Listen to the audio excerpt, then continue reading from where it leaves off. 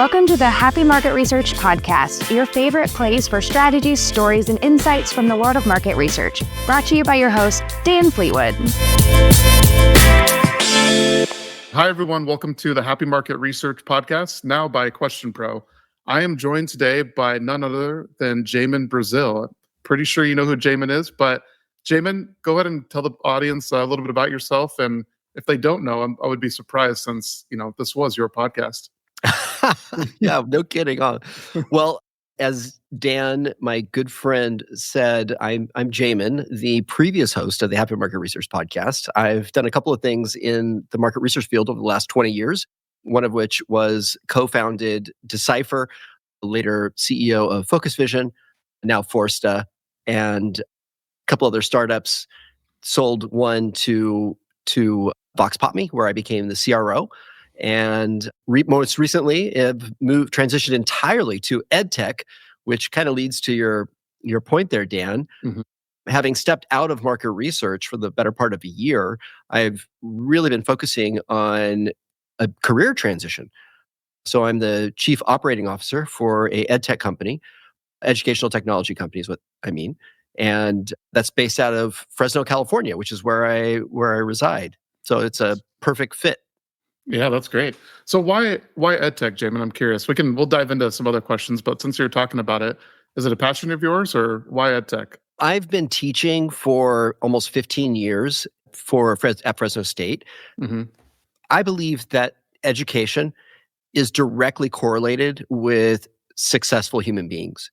Mm-hmm. So you are more likely to be happy, to be financially secure if you are well-educated versus not well-educated.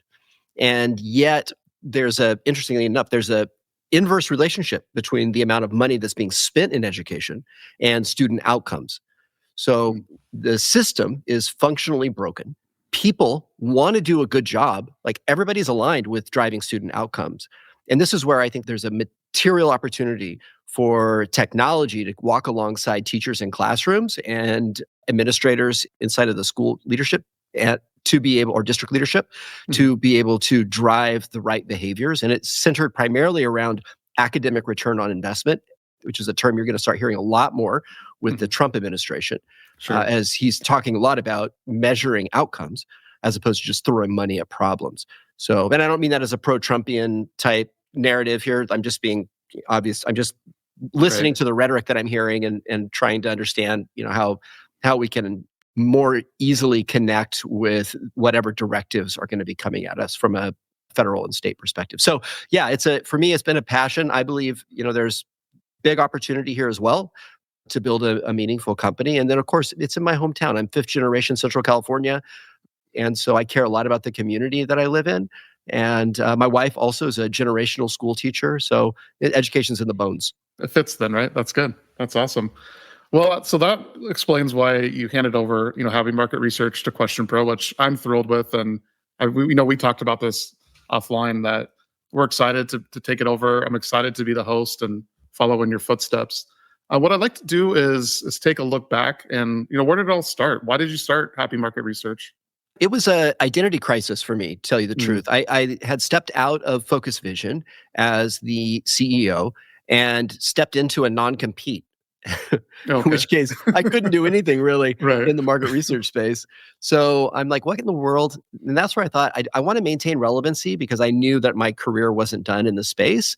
And a podcast seemed like a great opportunity to be able to really build my personal brand. So initially it was centered around brand building, but I would say the thesis of it was putting my guests in the center. And part of that had to do with the fact that, you just like you, Dan, we both have gray hair. We've been in this industry for a decade, maybe 2 decades. And we've worked with many of the same people that probably you've worked with every Fortune 500 company. I certainly have as well.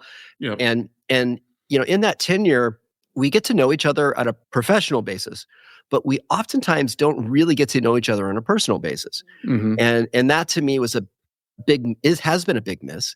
And so that's one of my first question in the podcast has always been, tell me, what did your parents do? And how does that inform what you do today? in order to create like a baseline of where that person's come from and how they're applying that history to market research. Yeah, I think that makes a lot of sense. So when you started the podcast, I can't remember, were there other research podcasts at the time, or were you kind of the trailblazer there? I was not the trailblazer. No, Okay. no, I was not the trail. Data Gurus, of course. Oh, yeah. Okay. Yeah, they're the OG, I believe, in this space. I might be mistaken on that, but she certainly had dominance. But no, I was not the trailblazer. I was a fast follower. Got it. There you go. When you first started it, you said, "Hey, I need to, build my personal brand and stay connected to the industry." Did you have any goals for it? Like, did you think it'd be the number one market research podcast when you first hit that record button? Or I sure did. Okay. Good. Despite the fact, if you listen to the early episodes, they were absolutely terrible. Mm-hmm. But yeah, I engineered the podcast to be the number one as quantifiable by shows listened to. That to me had three components. It needed to be fun. There needed to be some value or education that the listeners were going to be able to get out of it. And there needed to be a personal connection that the guest was able to make with the audience at scale. And one of the interesting things that happened at COVID was several colleges in the United States started using specific episodes in their curriculum when in marketing as well as market research. And so that really like goes to show the value that the guests are providing to the audience from just a like 101 baseline. This is how you do segmentation research or whatever, right? Mm-hmm. And then the personal connection. I had one of the guests, her mom, was the head of insights for Disney Parks. Her mom created a LinkedIn profile. She then reached out to DM'd me on LinkedIn saying, "Thank you so much for having my daughter on your podcast. I would like a free t-shirt, please." Because then that when I ran an episode, I ran a promotion. Yeah. So anyway, so you get to know these people, not just them, but in many cases, they're family members.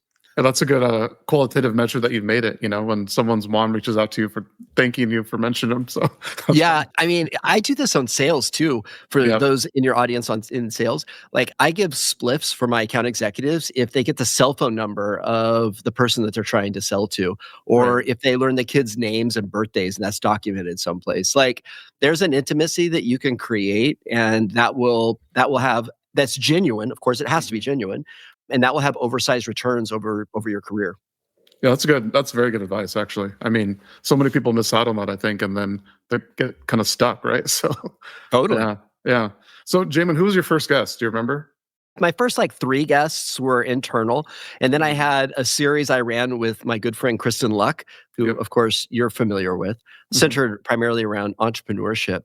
And then Madhav, I forget his last name offhand, my first brand guest, I think it was Roher Verhulst was my first, the head of insights from LinkedIn, was my first brand guest. And he was, of course, fantastic. Yeah, that's awesome. Yeah, one of the things I really like about the guests that you've had, it's true for this podcast and others as well, is you get to hear like kind of almost a behind the scenes look at different things, right? Like whether it's package testing or focus groups or whatever it might be, you get to hear like kind of the nitty gritty of it, I'll say. And it's really cool because I think oftentimes, you go to conferences and you hear the presentations and it's very good, but it's very scripted, right? And here's a good way to have like a good in-depth conversation around our industry. And you listen to other podcasts and you think, wow, that's cool. But what I really like is you get to hear from people in the industry that have quote unquote made it or have, or at a level where maybe some people aspire to be. So it's the blueprint there. So I think that's really cool that you've been able to do that for so long over the years.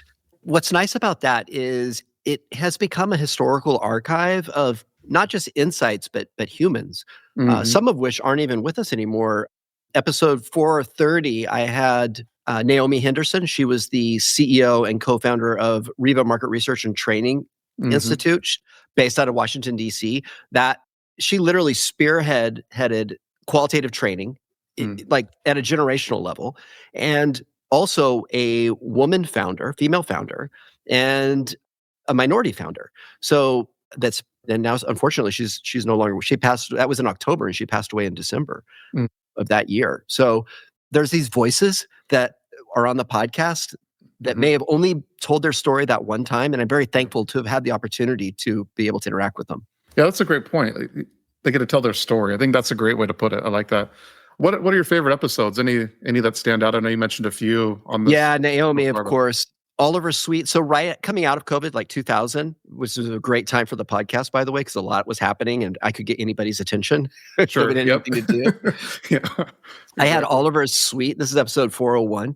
He is or was the head of ethnography at Ipsos. In that episode, he talked about how ethnography at Ipsos, they literally had no qualitative technology, and intentionally, because they believed that it was the opposite of creating deep human connection. Sure. But they went from a business line that was doing quite a bit of money to all of a sudden not being functionally like cut off from the traditional methodologies. And so subsequently they were like, okay, how do we adapt? What technology should we use? What do we do? What do we do? Right? Complete panic. And it was really interesting for me to listen to him talk about how he went from not using technology at all to using only technology to now what is the right blend of technology and ethnography, and where can we get unique insights that we wouldn't be able to get if we were just doing in person. Yeah, gosh, COVID was crazy times, right? Trying to figure everything out all at once. Yeah, totally. Yeah. A lot of lessons learned. 100%. So you're moved out of the industry, you're in, EdTech now. What advice do you have for those of us still in the industry? What would you give us? Keep caring deeply about each other. That is the foundation for any successful career. If you're measuring it in, I think, about 5-year increments. And if you always lead with value, then no matter which side you're on, if you're on the brand side or if you're on the vendor side, I've had more than a couple of my big customers on the brand side that move over into the agency side over the years, right? And one time, I won't say who he was, but he was at a Fortune 10 brand, big deal, but he was such a dick. And so and I remember after he got laid off, he sent me a DM and said, I really wish I would have been nicer to people because I think I would have more career opportunities in front of me.